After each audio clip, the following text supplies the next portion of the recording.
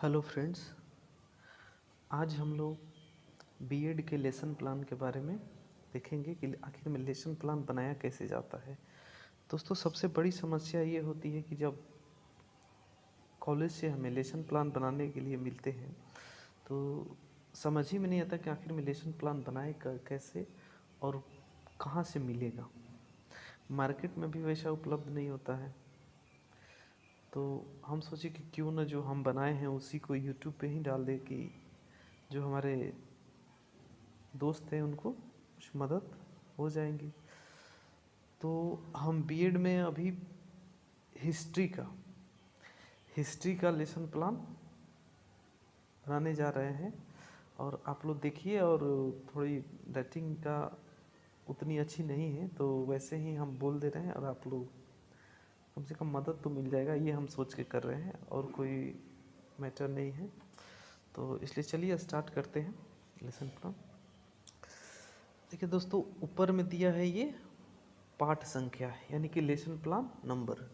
तो ये हम लेसन प्लान नंबर 1 देख रहे हैं और उसके बाद है ये जो पीपल टीचर है वो उनका नाम लिखना है, यानी कि जो परिक्षार्थी है उनका नाम लिखना है।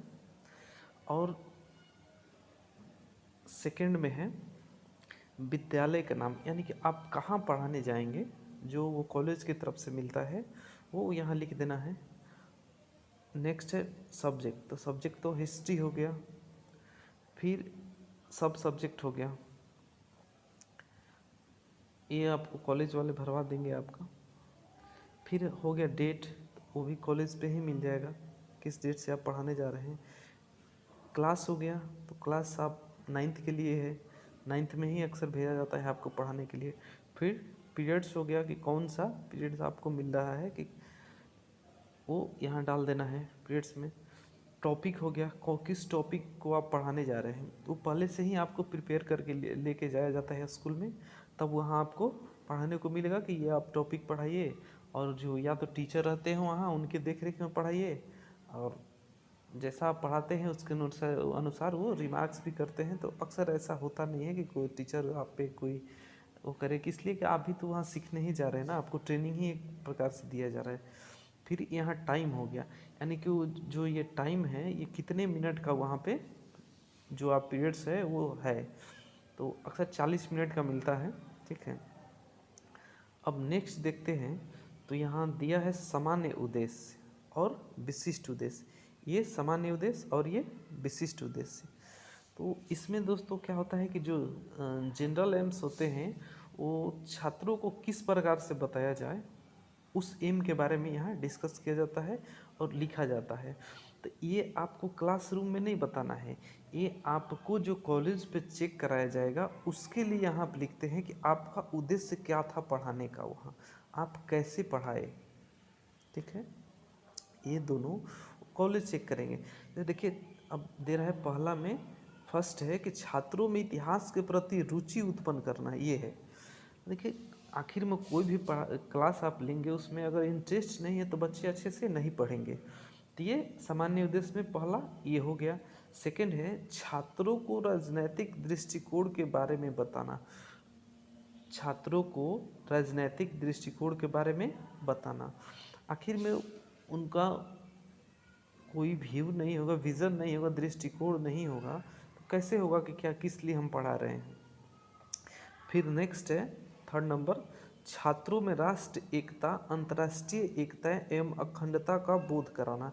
जो हम जो भी पढ़ा रहे हैं उसमें राष्ट्र के प्रति कुछ है या नहीं है, तो यानी कि राष्ट्र में एकता बने रहे, छात्र इससे कुछ सीखे, ऐसे अंतर्राष्ट्रीय एकता भी बना रहे एवं अखंडता का भी बोध कराना उन लोगों को। नेक्स्ट है,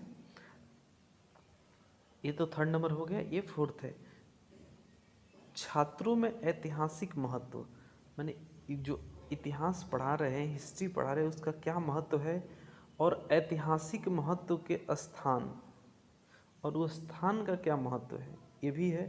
फिर शिलालेख स्तूपों के बारे में जिज्ञासा उत्पन्न करना, ये हो गया। अब देखिए विशिष्ट उद्देश्य है। देखिए विशिष्ट उद्देश्य में क्या है, सभी छात्रों को पुनर्जागरण के सभी गुण धर्मों की जानकारी प्राप्त हो जाएगी। माने आपका उद्देश्य क्या है, उद्देश्य यही है ना कि सभी छात्र को जो पढ़ाएंगे उनको ये जो टॉपिक पढ़ा रहे उसके बारे में जानकारी उनको प्राप्त हो जाए, यही उद्देश्य है ना पढ़ाने का। तो ये विशिष्ट उद्देश्य हो गया।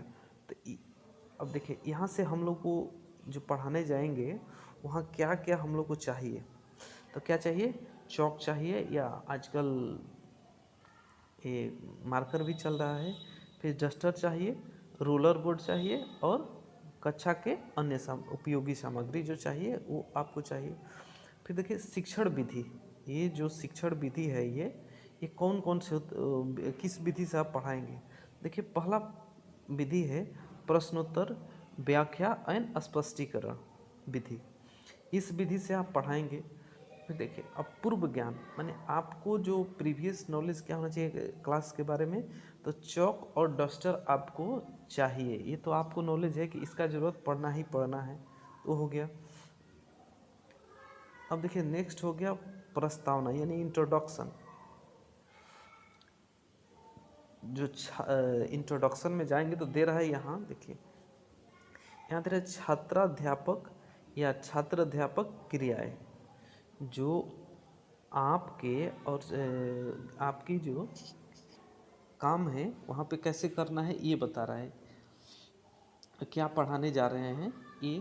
तो पहला है डिवाइन कॉमेडी किसकी रचना है, तो ये किसकी है, डिवाइन कॉमेडी किसकी रचना है, तो ये दांते की है। ठीक है, दांते कहाँ का निवासी था, तो ये इटली का था। देखिए ये आप क्वेश्चन कर रहे हैं और ये स्टूडेंट्स दे रहे हैं, जो ये है आपको आपका क्वेश्चन है ये स्टूडेंट्स का है, जो स्टूडेंट्स दे रहे हैं वो है, आप जब क्वेश्चन कीजिए। ठीक है, इटली 14वीं शताब्दी में क्यों चर्चा में था, तो ये क्यों था, पुनर्जागरण के कारण। अब नेक्स्ट है क्वेश्चन, पुनर्जागरण से आप क्या समझते हैं, तो ये देखिए जब यहाँ तक पूछते हुए आप जाएंगे तो यहाँ क्या है, पुनर्जागरण से आप क्या समझते हैं, तो बच्चे बताएंगे नहीं बताएंगे, तो ये क्या हो गया, ये समस्यात्मक हो गया बच्चे के लिए। ठीक है, अब यहाँ से अपना क्लास स्टार्ट कीजिएगा। और नेक्स्ट है उद्देश्य कथन। अब बच्चों से आप क्या स्टेटमेंट दे रहे हैं वो हुआ, तो बोलेंगे बच्चों आज हम लोग पुनर्जागरण के बारे में अध्ययन करेंगे। ठीक है, तो देखिए नेक्स्ट हो गया, थोड़ा धुंधला है, जैसे भी है अपना वो काम चला लीजिएगा, वैसे ही आगे नेक्स्ट में ठीक है। देखिए शिक्षण बिंदु, तो आप क्या करेंगे, पहले परिचय, क्या करेंगे, परिचय देंगे कि कैसे कैसे क्या पुनर्जागरण होता है वो। अब देखिए एक क्वेश्चन आप पूछेंगे यहाँ पर सबसे पहले कि बच्चों से कि अच्छा बताइए आप लोग पुनर्जागरण किसे कहते हैं या पुनर्जागरण से आप क्या समझते हैं। तो अब देखिए बच्चे बताएंगे तो ठीक है, और नहीं तो फिर अपना पढ़ाना आप स्टार्ट करेंगे। तो पुनर्जागरण या रिनेसा यूरोप में मध्यकाल में आए एक सांस्कृतिक आंदोलन को कहते हैं, जो यह आंदोलन इटली से आरंभ होकर पूरे यूरोप में फैल गया। इस आंदोलन का समय 14वीं शताब्दी से लेकर 17वीं शताब्दी तक माना जाता है। यहाँ है हम लोग। ठीक है, अब देखिए आगे है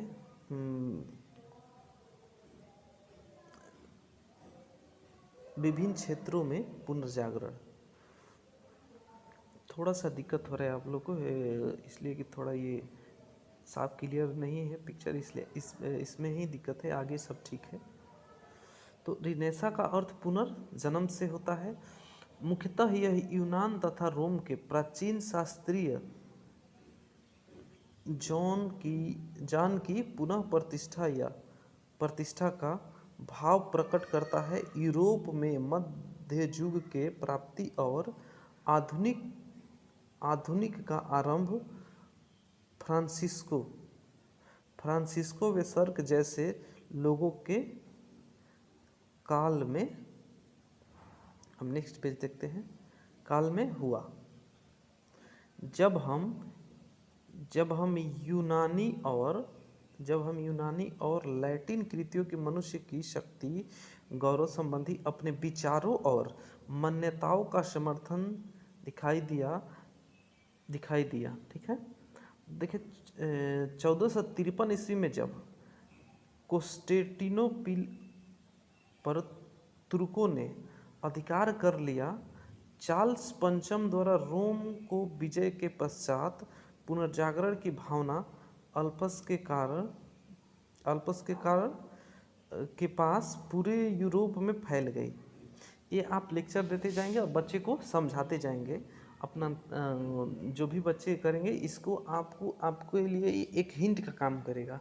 आप एक्स्ट्रा अपने लिए तैयार करके आएंगे और ये चेक करेंगे टीचर कि नहीं आप क्या पढ़ाए हैं क्या नहीं पढ़ाए हैं। ये इसके लिए ये तैयार किया जाता है। टीचर अगर देखना भी चाहे तो देख सकते हैं। और देखिए यहाँ हो गया इटली की पुनर्जागरण। जो इटालवी पुनर्जागरण में साहित्य की विषय वस्तु की अपेक्षा उसके रूप पर अधिक ध्यान दिया जाता है। जर्मनी में इसका अर्थ श्रम और आत्मसंयम था। इटालवियों के लिए आराम और आमाद प्रमोद ही मानवीय आदर्श था। अब नेक्स्ट देखिए, ये तो हो गया आपका जो पढ़ाना था वो खत्म हो गया। अब एक पुनरावृत्ति प्रश्न भी पूछे जाते हैं कि आखिर में बच्चे की जानकारी क्या वो सीखे हैं या नहीं। तो देखिए पुनरावृत्ति प्रश्न में क्वेश्चन नंबर 1 हो गया कि रिनेसा का अर्थ क्या होता है। तो बच्चे बताएंगे जो भी उनको जानकारी है या नहीं है, उससे कोई प्रॉब्लम नहीं होता है। सेकंड हो गया आधुनिक युग का आरंभ किसके काल में हुआ था। ये भी बच्चे बताएंगे कि क्या है क्या नहीं। अब देखिए मूल्यांकन प्रश्न होता है कि दो इसमें भी होता है। 1453 में क्रिस्टेटिनोपिल पर किसने अधिकार किया था। ये हो गया। मैकियावेली की पुस्तक का क्या नाम है, ये था, हो गया। अब नेक्स्ट उनको एक होमवर्क दिया जाएगा, होम असाइनमेंट माने गृह कार्य दिया जाएगा बच्चों को कि आप ये करके लाइएगा कि सभी छात्र पुनर्जागरण के विषय में लिखकर लाएंगे। ये हो गया उन लोग का होमवर्क। और यहाँ आपको जो रिमार्क्स है वो रिमार्क्स दिया जाता है कि आप कैसा पढ़ाए हैं कैसा नहीं पढ़ाए हैं, ये हो जाता है। और इसी के साथ ये समाप्त हुआ। Thank you.